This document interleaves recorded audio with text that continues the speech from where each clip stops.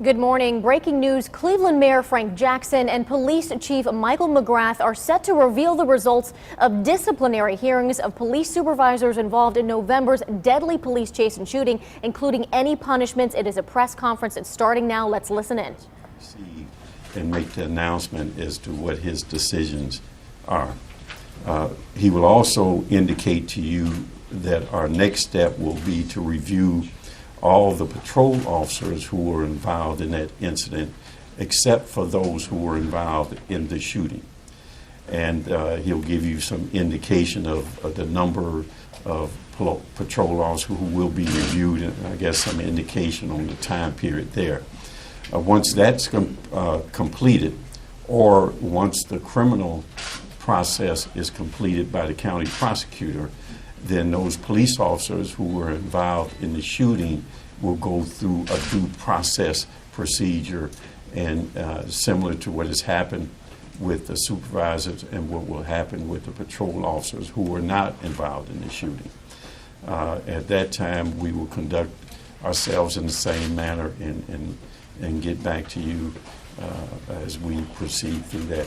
So the chief now will come forward and indicate to you, again, what decisions have been made on the supervisors, indication of the number of people reviewed, patrol officers who are not involved in the shooting, and we will wait the outcome of the criminal procedure in order to have due process in regards to those who were involved in the shooting. All right, Chief? Good morning. And I'd just like to reiterate what the mayor stated, that the pursuit that took place on the 29th, that tragic incident, it impacted the community, the police officers, the division of police, everybody. We have a really good partnership with the community, attributed to the work that the police officers do and their relationships with the community. So it's imperative that we retain that partnership. And this is a process that we're going through. And will it strain that partnership? Yes, it will strain that partnership. So that means that we have to work a little harder on our end to ensure that we continue moving forward, making this a safe community. Now, immediately after the incident, which took place on November 29th, I put together we call it a Critical Incident Administrative Review Committee. And that committee was tasked with the responsibility of looking at the pursuit only from an administrative point of view. Not the deadly force incident, not any criminal type actions, but the administrative pursuit only. The committee reviewed records. They interviewed police supervisors and other police personnel. The interviews were well over 100.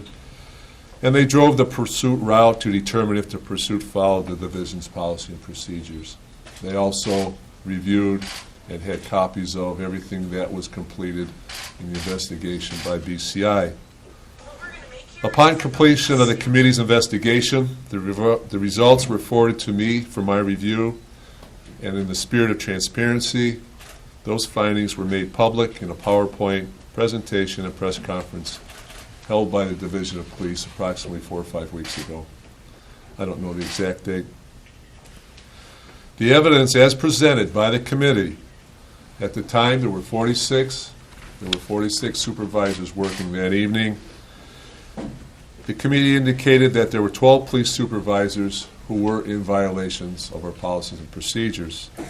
There was 1 captain, there was 1 lieutenant, and 10 sergeants. Those individual files of those 12 supervisors were presented to me and reviewed. And I made a determination on the basis of accountability and engagement by the supervisors involved that evening that 7 of those supervisors merited a disciplinary hearing conducted by the Director of Public Safety.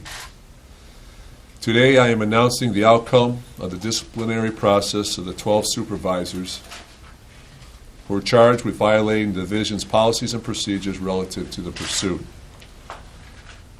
The following disciplinary measures have been taken based on a full body of evidence as well as pre-disciplinary conferences.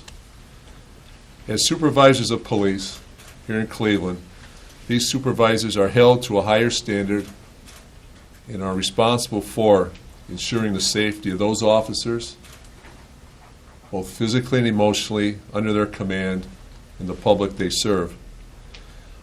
They are also responsible for ensuring that the patrol officers are properly supervised and receive the appropriate direction. As a result of the administrative review, one supervisor has been terminated, 2 have been demoted, and 9 face discipline ranging from 1 day to 30-day suspensions. Now, if you want specifics relative to these 9 supervisors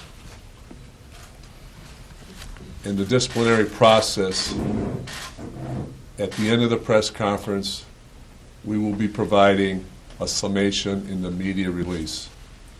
And that will give you a little summary as to how everything transpired for each disciplinary hearing. Now, moving forward, the administrative review process will now begin for the patrol officers involved in the pursuit. On the night of November 29th, 276 patrol officers were on duty across the city of Cleveland. The review committee determined that 104 of those officers had some level of activity related to the pursuit, and this activity varied. I will review the files of all 104 patrol officers to determine if they should face administrative charges, and if so, whether those charges should be heard in my office or referred to the Director of Public Safety. Again, those patrol officers involved in the deadly force incident will not come under any administrative review at this time. We will not review the deadly force incident until the county prosecutor's office makes their determination and ruling. I anticipate that the pre-disciplinary conference for patrol officers, if warranted, will begin mid-July. And I want to just confirm and substantiate that we will be thorough, we will be fair, and we will not prejudge the outcome of the disciplinary process. Thank you. Question? Chief, identify the terminated officer. Tell us why he was fired, please. Sir, that list will be provided to you at the end of the press conference. Can you specify for Yes, sir. general terms why he was fired? Yes, sir. That will all be provided at the end of the conference. Could you elaborate on what sin of omission or commission would be sufficiently severe to warrant termination? You know, I can sum that up in 2 words. It's accountability and engagement. In the Division of Police, we expect supervisors to engage and be accountable for the people that work for them. And in our rules and regulations, we're very specific, especially for the frontline supervisors that are on the street, that they're to engage their troops to ensure the safety not only of their patrol officers that work for them, but also the community that we serve. So to sum it up, engagement, accountability. If you're a supervisor, that's what we expect and nothing less. Chief and Director, what's the next steps for the termination? Is he able to go and have a hearing, or is all of this already taken care of? No, the disciplinary process is complete. Now, for the termination, they obviously can file a grievance and move forward from that end. But right now, this disciplinary process currently is complete. Can he appeal it? Yes, sir. Chief, the supervisor that was terminated, was it based solely on the actions of that night of the chase, or part of a larger picture of his file, or her file? It was, I'll defer that to the Director of Public Safety because he heard that particular disciplinary hearing. The chief referred some supervisors to me. The chief is limited to the discipline that he can impose. a 10-day suspension was based on the facts and circumstances. In his personal review, he believed that the discipline merited more than a 10-day suspension. So after hearing all the evidence, listening to any mitigating circumstances of the defense that was offered by the officer and his attorneys, did a thorough review of the facts, including looking at his statements made to the Division of Police, Ohio Bureau of Criminal Investigation, automated vehicle locator systems, and his own statements during the interview process or the hearing process. I made a determination that his conduct was so egregious that it merited termination. Director, on that point, what bothered you most, or what did you find most egregious? I mean, was it the one reading a book, or didn't have uniform on, or what was it that said, you know what, this person has to be fired? There has to be one thing that sent it over the edge. The chief's statement about accountability and engagement, in my opinion, after a thorough review of the facts and circumstances, the officer is being terminated, failing his primary mission to ensure that he provided accountability and engagement with the officers under his direct command. He disengaged himself from the pursuit, disengaged himself from supervision of the officers under his direct supervision, knowing full well that they were engaged in a high-speed pursuit throughout the neighborhoods of the city of Cleveland. We're going to take 2 more questions. And, well, Chief Director, one more question, if you don't mind on that. There's going to be, I'm sure some people in the public are asked, why weren't more fired? I mean, I'm not advocating for that. I'm just saying that's one of the questions we're going to hear. Was there some factor that said, you know what, this person is, more egregious than these two? So how did you come to that conclusion? During my career as a chief of police and as director of public safety, I've held several hundreds of administrative hearings. We hold a hearing that's transparent, complete, thorough, provide the opportunity for the chief and his staff, the officers and their attorneys and legal representation to present the evidence. And after a thorough review of all the evidence, I believe that the decisions we made were fair and consistent with the practices of the Cleveland Division of Police and our expectations as leaders within his community on what the supervisors can and should do. And if I may add, that as I've mentioned constantly, we provided due process. We drew no conclusion about what should happen, no pre-conclusion whatsoever. So it was a credible, fair process. And so we're not as concerned about other people's opinion, whether they're from the Division of Police or anyone else, as much as we're concerned about providing due process that would be fair to police officers in terms of ensuring engagement and accountability, as well as being fair to the community at large. So we conducted this in a way that was a due process procedure. Okay. The chief has one more thing that he'd like to say that he failed to say in his statement. What the mayor is referring to is that originally there were 6 supervisors that I recommended deferred to the Director of Public Safety. And after conducting my disciplinary hearings, there was one supervisor that I felt was more egregious than the other ones, or the other hearings that I was conducting, and I did at that point refer it over to the Director of Public Safety, and he still has to have that disciplinary hearing in the very near future. Thank you. So, Mayor, Last question. Mayor, summing up, what would you like the citizens of Cleveland to think about what's transpired today? Well, it's not just the citizens of the city of Cleveland. We have a duty and responsibility to ensure that the conduct of police officers, the conduct of citizens are such that we can review whatever interactions occur in a way that they believe at the end of a process, whether they like the outcome or not, that they can rely on a fair, equitable, credible due process. And that's what happened here. Any movement on policy change because of all this? Well, that will come. Part of the committee's recommendation as they move forward will be looking at different policy changes and things like that. We're dealing today with the supervisors. In the near future will be the patrol officers who were not involved in the shooting.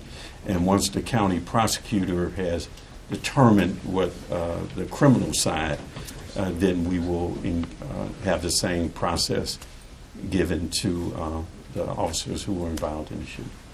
Do you know when those hearings for the patrol officers will be? Chief will have a better. The hearings for the patrol officers should begin in mid-July. I should have reviewed all the files, made my recommendations to the Director of Public Safety, and will proceed mid-July, at the very latest. At the very latest. I also want to state, and a follow-up to a question that was just presented, is that the review committee, they looked at three things. There were three goals. Number one was obviously the pursuit that night, and did we follow our own policies and procedures. The second recommendation they'll make is relative to changes in our policies and procedures, and the third is any type of tactical type training that we should proceed with. So there was three goals for the administrative review committee there. That night, policy and training. Thank you. That concludes the press conference. I'll have synopsis for you as to the charges.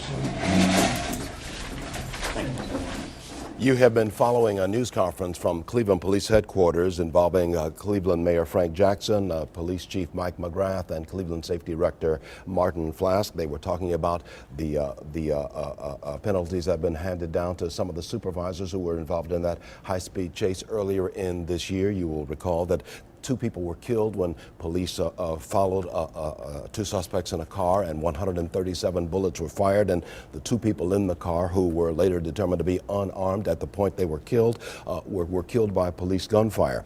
The mayor said that this has been an ongoing consideration where they were checking the records of those involved.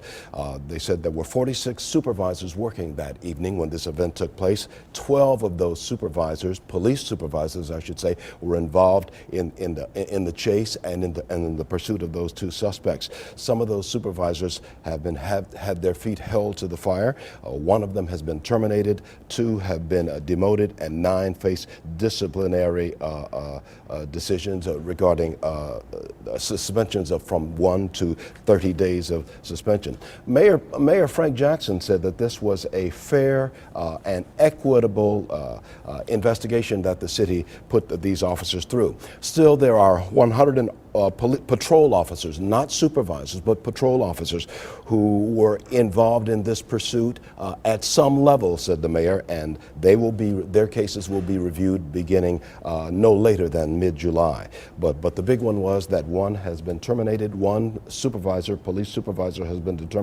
terminated, 2 have been demoted, and 9 face disciplinary decisions right now regarding suspensions. Chief McGrath said, "We expect our supervisors to be accountable, and we expect them to be engaged in the officers who work for them." We will continue to follow this story, of course, all day long here on News Channel 5 and on NewsNet5.com. It was a 19-minute long news conference coming from Cleveland Police Headquarters involving Mayor Frank Jackson, Police Chief Mike McGrath, and Safety Director Martin Flask. I'm Leon Bibb. This has been a special report. We now return to Dr. Oz and our News Channel 5 programming. Good afternoon.